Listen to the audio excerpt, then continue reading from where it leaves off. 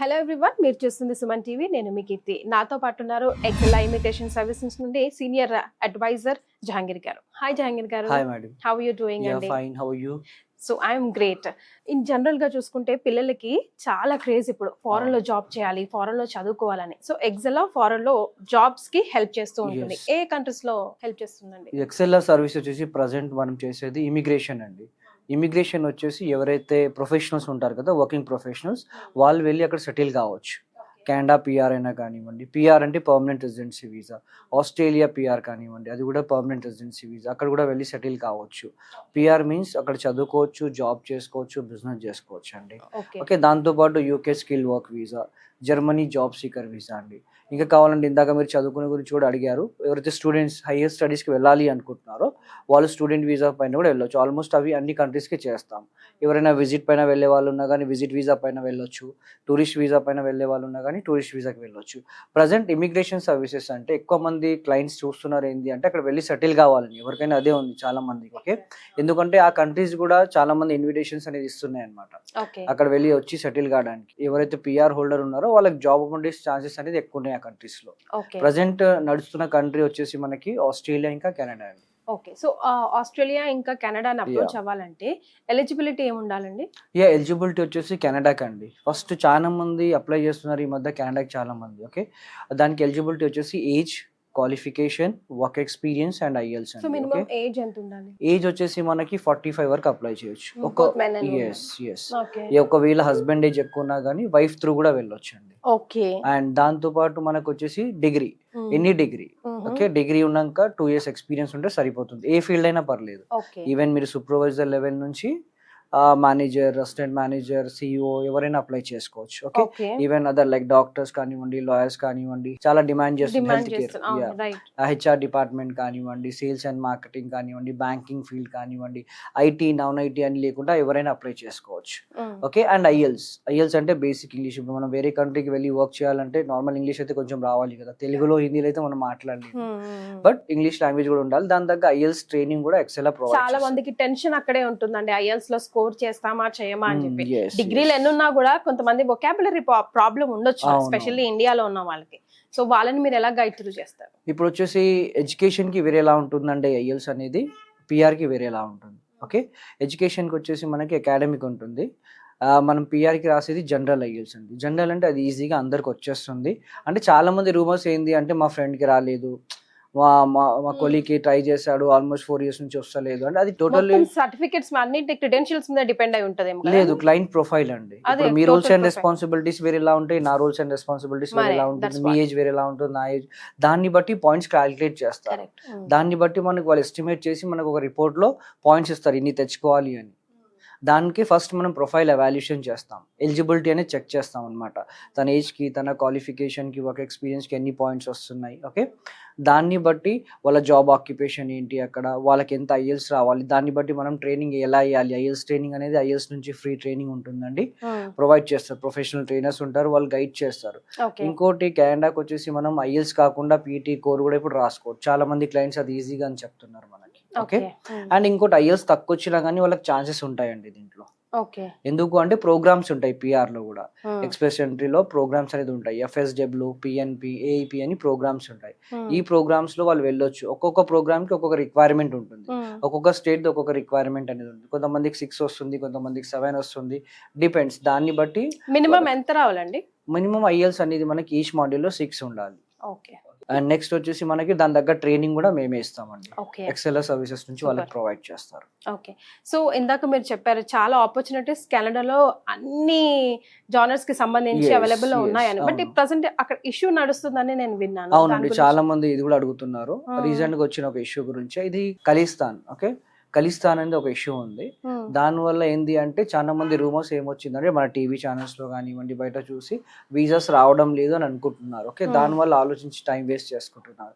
అలా లేదు, మనం చూసుకుంటే ఒక 5 days బ్యాక్ కూడా లేదంటే ఎవ్రీ మంత్ అనేది 1500 to 2000 ఐటీఎస్ అనేది వస్తున్నాయండి. అంత మంది అనేది వెళ్తున్నారు అక్కడ. ఓకే.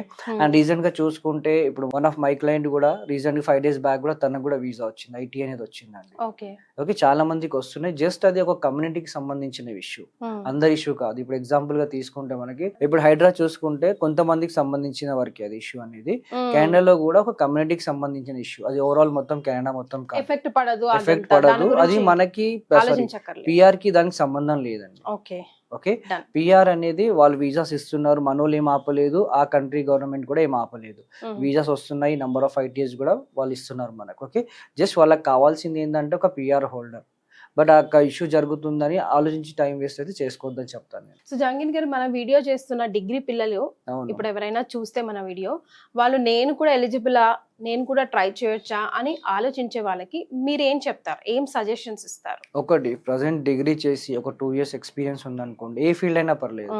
అంటే ఐటీ ఉంటేనే వెళ్ళాలి, లేదంటే ఈ ఫీల్డ్ లోనే ఉంది experience. Events, hotel management people కూడా వెళ్తున్నారండి. సూపర్వైజర్ కూడా, మేనేజర్స్ ఉంటారు. ఓకే, అండ్ అసిస్టెంట్ మేనేజర్ ఉంటారు. చాలా మంది ఒక్కొక్క ప్రొఫెషన్ ఒక్కొక్కటి ఉంటుంది అనమాట. సూపర్వైజర్ లెవెల్ నుంచి ఎవరైనా వెళ్ళొచ్చు, ఏ చిన్న ఫీల్డ్ అయినా పర్లేదు. ఓకే, ఏంటంటే పేషెన్స్ ఏమైందండి ఇందులో. ఇది 6 to 8 months of process. Australia అయినా కానీ, కెనడా అయినా కానీ 6 to 8 months of process. Benefits కూడా అలానే ఉంటాయి. ఫ్యామిలీ త్రూ ఇమీడియట్ గా ట్రావెల్ కావచ్చు. ఓకే, అండ్ పిల్లలకి free education, plus 2 work, medical benefits ఉంటుంది. అండ్ దాంతో పాటు ఎవరైనా అక్కడ వెళ్ళినాక కూడా ఎక్కడ ఉండాలి ఏంటి అని ఫస్ట్ ఆఫ్ ఆల్ భయపడతారు, కొత్త కంట్రీ కాబట్టి. వాళ్ళకి పోస్ట్ ల్యాండింగ్ సర్వీసెస్ కూడా ఎక్సెల్ నుంచి ప్రొవైడ్ అవుతుందండి. ఎక్కడ ఉండాలి ఏంటి, ప్రాపర్ గైడెన్స్ కానివ్వండి, జాబ్ అసిస్టెన్స్. ఇంకోటి పెద్ద ఇష్యూ ఏంటి అంటే వీసా వస్తుంది, నెక్స్ట్ జాబ్ ఎలా. Correct, yes. అదే మీ అసిస్టెంట్స్ ఎక్కడ నుంచి ఎక్కడి వరకు ఉంటుంది మీ క్లయింట్స్? వచ్చేసి ఫస్ట్ వీసా రావడానికి మనకు 6 to 8 months. చాలా మంది ఇది కూడా లెంతీ ప్రాసెస్ కదా. లెంతీ ప్రాసెస్ ఎందుకు అంటే డాక్యుమెంటేషన్ గా ప్రాబ్లం కాకూడదని. అక్కడ వెళ్ళిన తర్వాత ఫ్యూచర్ లో డాక్యుమెంటేషన్ లో ఎలాంటి ప్రాబ్లం ఫేస్ చేయకూడదని ఇన్ని మంత్స్ ఆఫ్ ప్రాసెస్ పడుతుంది మనకి. పర్టికులర్ గా వాళ్ళకి ఒక కేస్ ఆఫీసర్ అసైన్ చేస్తాం. వాళ్ళ ఎలిజిబిలిటీ నుంచి ఆల్మోస్ట్ వాళ్ళకి పిఆర్ వీసా వరకు తన రెస్పాన్సిబిలిటీ ఉంటుంది అనమాట. ఓకే, అండ్ వాళ్ళ ఎడ్యుకేషన్ అసెస్మెంట్ కానివ్వండి, పిఆర్ లో వాళ్ళు ఏ ప్రోగ్రామ్ కి ఎలిజిబిలిటీ అవుతున్నారు, వాళ్ళకి ఎంత ఐఎల్స్ వచ్చింది, దాన్ని బట్టి వాళ్ళు ఏ ప్రోగ్రామ్ కి ఎలిజిబిలిటీ ఉన్నారు, అండ్ దాన్ని బట్టి వాళ్ళ మెడికల్స్ ఎప్పుడు, పోలీస్ క్లియరెన్స్, ఐటీ ఎప్పుడు వస్తుందని ఇవంతా ప్రాసెస్ చేయడానికి మనకి 8 months టైం పడుతుంది.